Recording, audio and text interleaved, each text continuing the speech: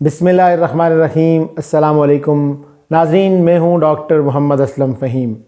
आपका बहुत बहुत शुक्रिया, आप यहां तशरीफ़ लाए और मेरे यूट्यूब चैनल को रौनक बख्शी। अगर आपकी आमद पहली बार है तो मेरे चैनल को सब्सक्राइब करना मत भूलिए और इसके साथ लगे घंटी के बटन को भी लाजमन दबा दीजिए। नाज़रीन, आज हम बात करेंगे नमूनिया क्या है, इसकी अलामात क्या होती हैं, कौन सी एहतियाती तदाबीर इख्तियार करना चाहिए और कौन सी होम्योपैथिक अद्वियात नमूनिया से शफायाबी के लिए इस्तेमाल की जाती हैं। तो जुड़े रहिए मेरे साथ और वीडियो को आखिर तक लाजमन देखिए।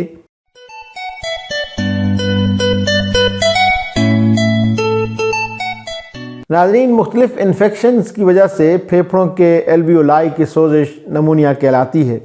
ये इन्फेक्शन बैक्टीरियल, वायरल या फंगल हो सकता है। नमूनिया इस वक्त पैदा होता है जब कोई infective agent upper respiratory system के डिफेंस मैकेनिज़्म को अबूर करके फेफड़ों तक पहुंच जाता है और सोजिश का बायस बनता है। नमूनिया जो फेफड़ों के पूरे लोब को मुतअस्सर करता है, इसे लोबर नमूनिया कहा जाता है। फेफड़ों के कई हिस्सों में छोटे हिस्सों को मुतअस्सर करने वाले नमूनिया को ब्रोंको नमूनिया कहा जाता है। अगरचे नमूनिया किसी भी उम्र के लोगों को मुतअस्सर कर सकता है, लेकिन 2 साल या इससे कम उम्र के बच्चे और 65 साल या इससे ज़्यादा उम्र के अफराद सबसे ज़्यादा ख़तरे में होते हैं। नाज़रीन, नमूनिया एक इन्फेक्शन है जो एक या दोनों फेफड़ों में हवा की थैलियों में सूजन पैदा करता है।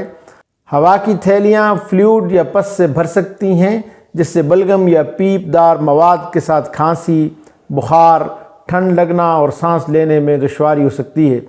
मुख्तलिफ़ किस्म के जानदार बशमूल बैक्टीरिया, वायरस और फंगी नमूनिया का बाहिस बन सकते हैं। नमूनिया की संगीनी हल्के से लेकर जानलेवा तक हो सकती है। नमूनिया की अलामात की शिद्दत, इन्फेक्शन का सबब बनने वाले जरासीम की किस्म, आपकी उम्र और मजमूई सेहत पर मुनहसर है। हल्की अलामात अक्सर नज़ला ज़ुकाम से मिलती जुलती होती हैं, लेकिन वो ज़्यादा देर तक रहती हैं।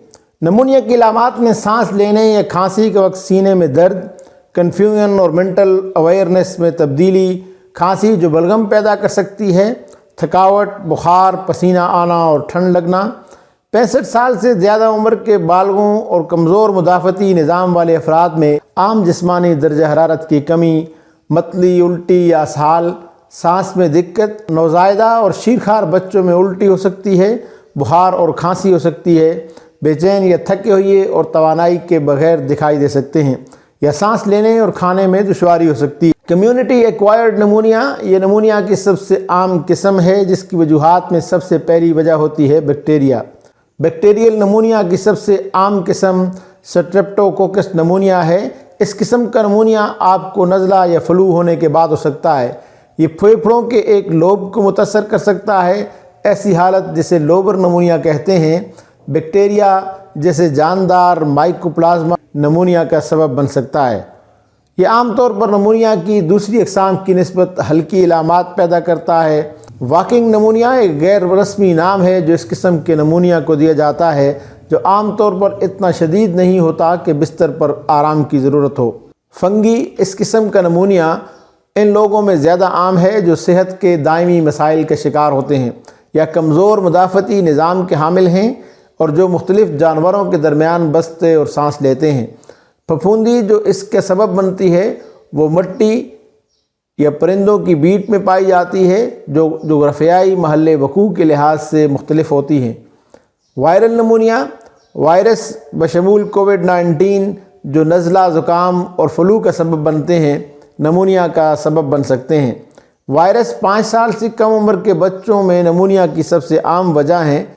वायरल नमूनिया की अलामात आमतौर पर हल्की होती हैं, लेकिन बाज़ सूरतों में ये बहुत संगीन हो सकता है, जैसे कोरोना वायरस 2019। हॉस्पिटल एक्वायर्ड नमूनिया कुछ लोगों को दूसरी बीमारियों के लिए अस्पताल में क़याम के दौरान नमूनिया हो जाता है।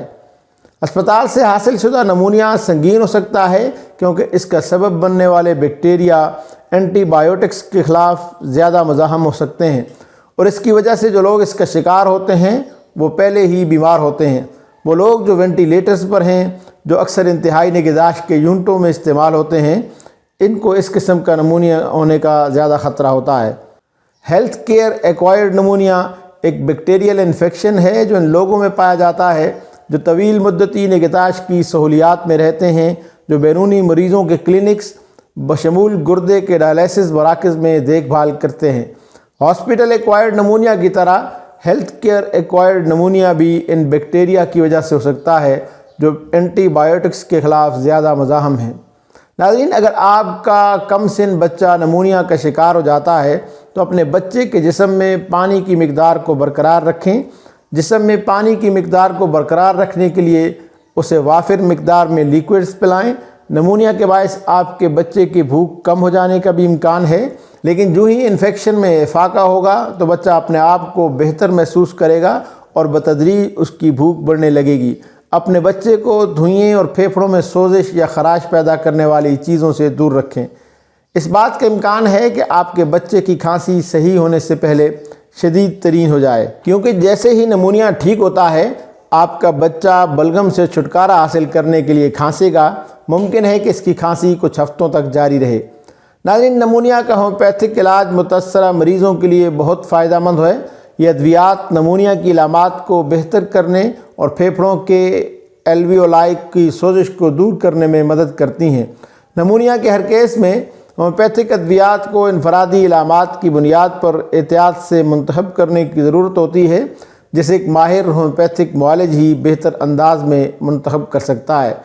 جب نمایاں علامات کے مطابق دوا تجویز کی جائے تو ہومیوپیتھک ادویات نمونیا سے مکمل صحت یابی میں مدد کرنے کی صلاحیت رکھتی ہیں۔ برایونیا سینے کے درد کے ساتھ نمونیا کی ٹاپ گریڈ میڈیسن ہے۔ یہ اس وقت اچھی طرح سے کام کرتی ہے جب سینے میں درد نمونیا کے ساتھ ہو۔ کھانسی اور گہرے سانس لینے پر سینے کا درد بڑھ جاتا ہے۔ کھانسی کے دوران مریض کو شدید درد کی وجہ سے سینے کو پکڑنے کی ضرورت پڑتی ہے۔ زنگ آلود یا اینٹوں کے سے رنگ کا سا بلغم اس دوا کی ایک خصوصی علامت ہے۔ ان علامات کے ساتھ سانس لینے میں دشواری ہوتی ہے اور سردی لگنے کے ساتھ تیز بخار ہوتا ہے۔ آرسینکم البم جب سانس لینے میں دشواری اور سانس کی قلت کی نمایاں علامات ہوں تو آرسینکم البم نمونیا کے لیے موزوں دوا ہوتی ہے۔ کھانسی کے ساتھ کم جھاگ والی بلغم موجود ہوتی ہے۔ ٹھنڈی کھانے کی اشیاء کے استعمال سے نمونیا کے علاج کے لیے ایک مؤثر ہومیوپیتھک دوا ہے۔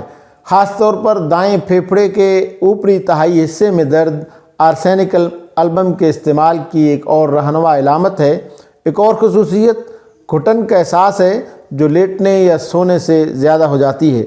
فاسفورس نمونیا کے لیے اس وقت انتہائی مفید ہوتی ہے جب نمونیا سینے پر بوجھ کے ساتھ ہوتا ہے۔ سانس تیز ہوتی ہے۔ خشک سخت تیز کھانسی جس کے ساتھ خونی یا پیپ والا تھوک بھی ہو سکتا ہے۔ فاسفورس بائیں نچلے پھیپھڑے کے نمونیا کے لیے ایک موزوں دوا ہے۔ ایسی صورتوں میں بائیں جانب لیٹنے سے علامات بڑھ جاتی ہیں۔ اینٹیمونیم ٹارٹ نمونیا کے لیے اس وقت ایک مؤثر علاج ہے جب سینے میں بلغم کی ضرورت سے زیادہ کھڑکھڑاہٹ ہوتی ہے۔ پھیپھڑے بلغم سے بھرے ہوتے ہیں جو کہ خارج نہیں ہو پاتی۔ اس کے ساتھ سانس لینا مشکل ہوتا ہے۔ اینٹیمونیم ٹارٹ نمونیا کے آخری مراحل میں اچھا کام کرتی ہے۔ اس کے استعمال کے لیے ایک اہم علامت نمونیا کے ساتھ یرکان کا ہو جانا بھی ہے۔ ان ادویات کے علاوہ دیگر کی ایک ادویات مرض کی نوعیت اور مریض کی انفرادی علامات کے مطابق استعمال کی جاتی ہیں۔ ناظرین، یہ سبھی دوائیں یا کوئی بھی دوا استعمال کرنے سے پہلے اپنے قریبی ہومیوپیتھک معالج سے مشورہ ضرور کیجیے، یا پھر ہمیں واٹس ایپ کیجیے، کال کیجیے یا بالمشافہ ملاقات کے لیے تشریف لائیے، اس لیے کہ ہم آپ کی تکلیف کو زیادہ بہتر سمجھ سکتے ہیں، کیونکہ عوان ہومیوپیتھک کلینک کو یہ اعزاز حاصل ہے کہ ہم گزشتہ 46 برسوں سے ہومیوپیتھک طریقہ علاج کے ذریعے دکھی انسانیت کی خدمت میں مصروف عمل ہیں۔